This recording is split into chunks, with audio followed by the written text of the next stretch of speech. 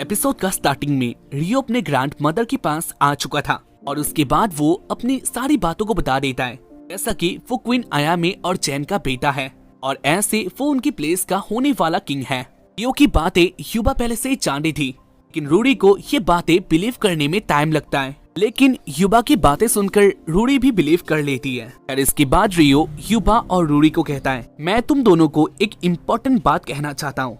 जल्द ही जब गांव में खेतों का काम पूरा हो जाएगा, इसके बाद मैं गांव को छोड़कर आगे जाने वाला हूँ। रियो की बातें सुनकर रूडी कहती है, तो क्या तुम इसके बाद वापस नहीं आने वाले? रियो कहता है, अगर मुझे गांव में आने को दिया गया तो मैं वापस जरूर आऊंगा।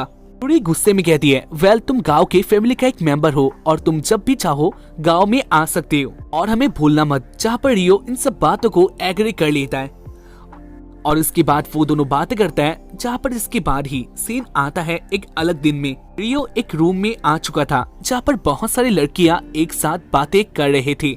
लड़कियों के बीच में रूडी भी थी। रियो रूडी को देखकर उसके पास आता है और वो रूडी को मिस कह के बुलाता है, लेकिन उनके गाँव में मिस कहना एक बहुत अलग बात था। लड़कियाँ रियो के इसी बात को सुनकर बहुत ज्यादा शॉक्ड होता है और उसके बाद वो लोग रूडी को कह रही थी, रियो ने तुमको मिस क्यों कहा? ये तो बहुत ज्यादा अजीब बात है। खैर इसके बाद रूडी उनके बीच में आकर सारी बातों को संभाल लेती है। इधर हमें दिखाया जाता है सायो को, जहाँ पर वो इन सब बातों को सुन रही थी और वो अपने मन में कह रही थी, अगर रियो उसको भी मिस कह के बुलाएगा तो उसको बहुत अच्छा लगेगा। सायो के मन में रियो के लिए एक अलग ही फीलिंग था और इसको क्या कहता है मुझे पता नहीं, लेकिन वो रियो को चाहने लग गई थी। खैर इसके बाद ऐसे ही उनका टाइम बीत जाता है और गाँव में खेती का टाइम आ चुका था। गाँव के सारे लोग खेतों में बिजी हो जाता है। रियो भी सबका हेल्प करने के लिए उनके पास आकर उनका हेल्प कर रहा होता है, जहाँ पर वो पहले रूडी के पास आता है और उसके बाद वो सायो के पास भी आ चुका था। सायो अकेले अपना काम कर रही थी। रियो सायो का हेल्प करने के लिए उसके पास आता है और उसके बाद रियो कहता है, मेरे जाने से पहले मैं तुम सबको सिखाने वाला हूँ कैसे खेती किया जाता है। रियो की बातें सुनकर सायो शॉक्ड होती है और उसके बाद वो कहती है, क्या तुम गाँव को छोड़कर जाने वाले हो? रियो कहता है, हाँ मुझे आगे की जर्नी के लिए जाना होगा। सायो कहती है, तो क्या तुम गांव में वापस आते रहोगे?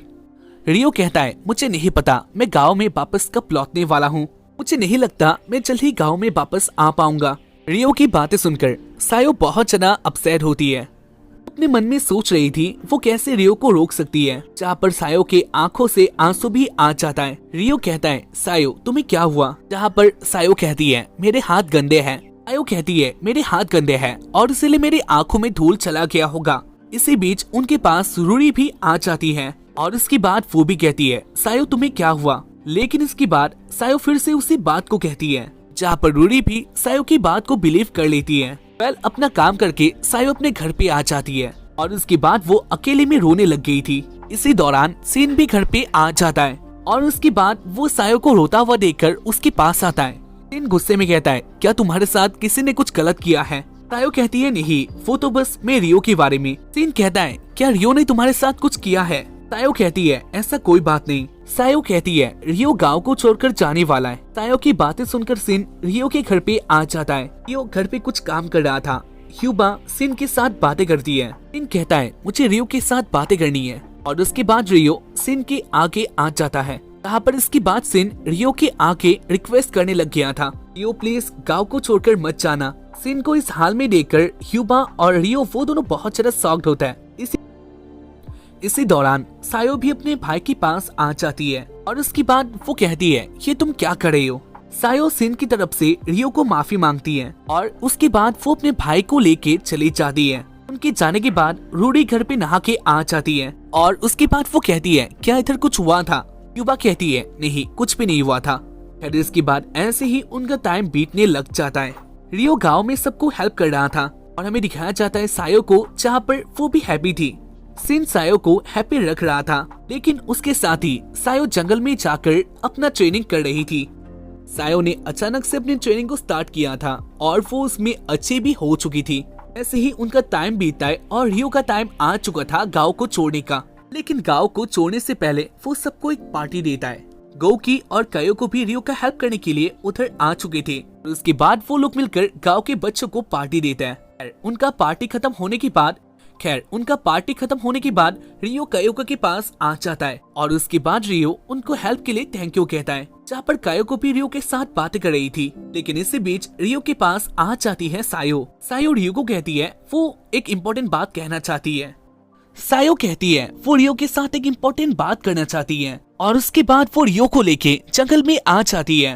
रियो को लगता है सायो उसको बाय कहने वाली है, लेकिन आगे जाकर ऐसा नहीं होता क्योंकि सायो अपने मन की फीलिंग को बता रही थी। सायो कहती है प्लीज मुझे भी आपके साथ आपकी जर्नी में ले जाओ और मेरे मन में आपके लिए एक अलग सा फीलिंग आ चुका है। सायो की बातों को रियो जान लेता है, लेकिन इसके बाद वो सायो को हाँ नहीं कहता।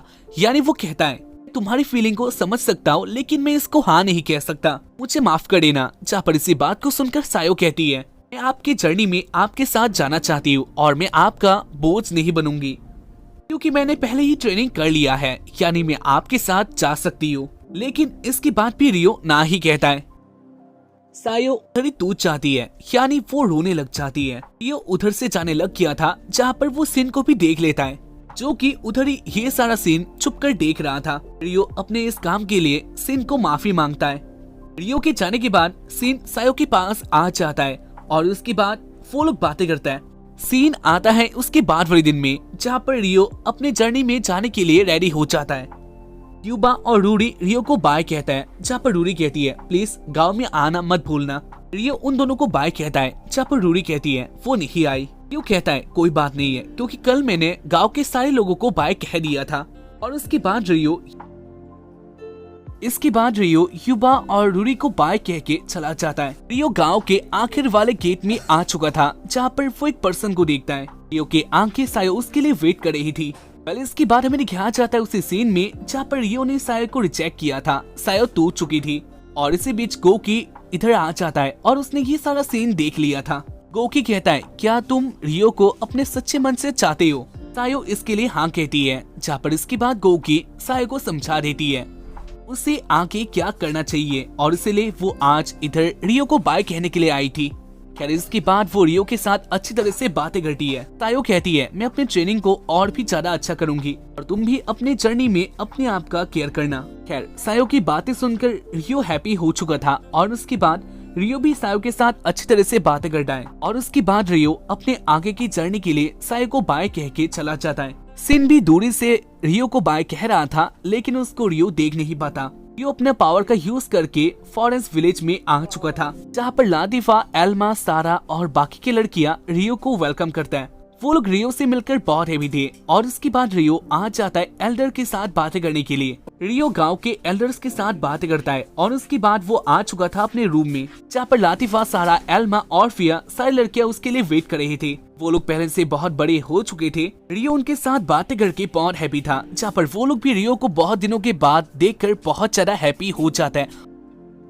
रियो अपने बेड पे सो रहा था, जहाँ पर लड़कियां उसके रूम में आके चिल्लाने लग जाता है। रियो भी बहुत ज्यादा शॉक्ड होता है क्योंकि उसके बिस्तर में उसके साथ एक लड़की थी और उस लड़की के बॉडी में कुछ भी कपड़ा नहीं था।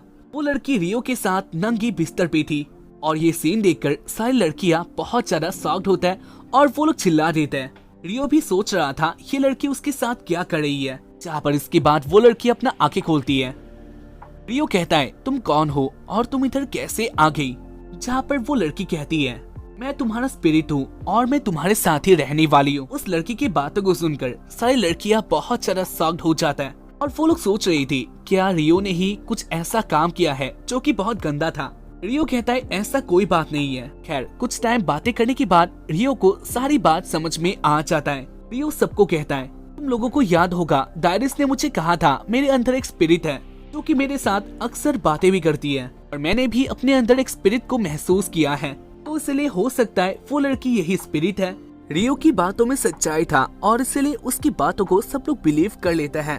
खैर इसके बाद वो लोग सोच रहे थे आखिर वो लोग क्या करने वाले हैं, जहाँ पर सारा कहती है हमें पहले स्पिरिट को जायस के पास ले जाना होगा क्योंकि वो ही जानेगी ये अब आगे क्या करेगी। सारा की बातें वो लोग मान लेते हैं, जहाँ पर इसी बीच स्पिरिट अपने कपड़ों को बदल लेती है। स्पिरिट ने जो कपड़ा पहना था उसको देखकर रियो को अपने एक पुराने दोस्त का याद आता है जो कि उसने अपने अगले जन्म में देखा था और इसीलिए उसके मुंह से आइसिया नाम निकल जाता है जो कि उसके पुराने जन्म का फ्रेंड थी।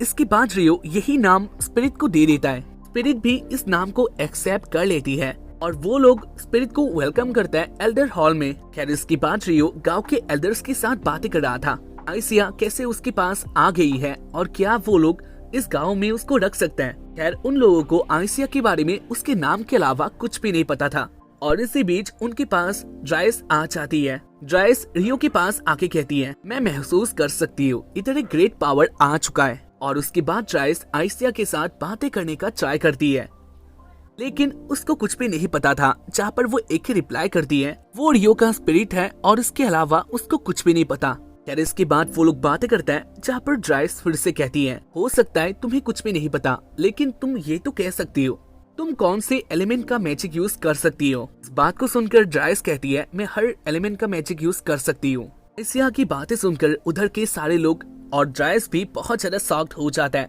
क्योंकि कोई भी स्पिरिट सारे एलिमेंट का मैजिक यूज नहीं कर सकती। खैर इसके बाद वो लोग आइसिया का टेस्ट लेने के लिए बाहर आ जाते हैं।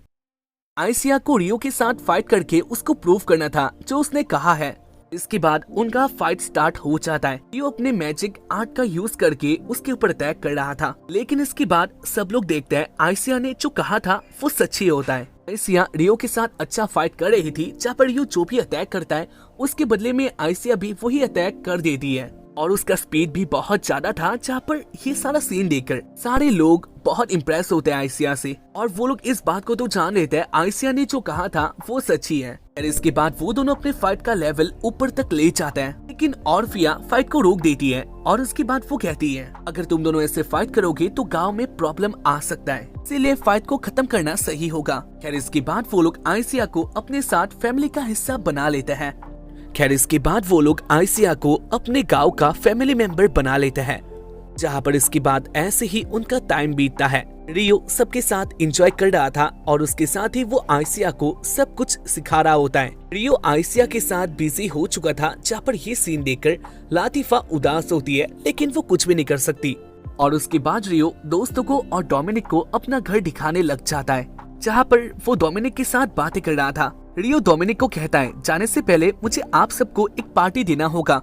रियो की बातें लातिफा सुन लेती है। लातिफा कहती है, क्या तुम जाने वाले हो? रियो कहता है, हाँ मैं जल्द ही जाने वाला हूँ। रियो की बातें सुनकर लातिफा अपसेट होती है, लेकिन वो इसकी बात कुछ भी नहीं कहती और वो अपने दोस्तों के साथ अंदर चली जाती है।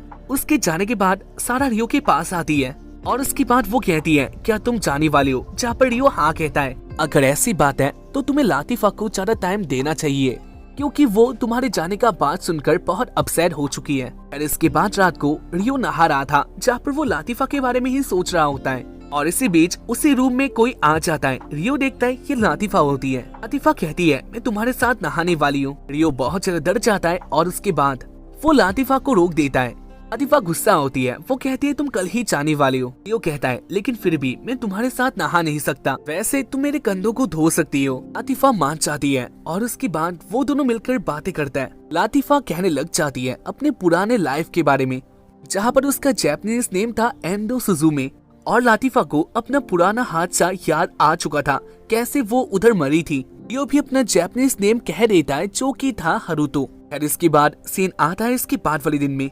रियो फिर से आगे जाने के लिए रेडी हो जाता है, जहाँ पर जाने से पहले उसको फिर से एक टेलीपोर्ट स्टोन दिया जाता है, जिसका यूज करके वो एक प्लेस से इधर आ सकता है, लेकिन वो इस प्लेस से उधर लौट नहीं सकता। साथ ही उसको कानों में पहनने वाला एक पिन भी दिया गया था, जिसका हेल्प लेके वो अपने बालों का कलर को चेंज कर सकता है। और उसके बाद फाइनली उसका टाइम हो चुका था बाय कहने का।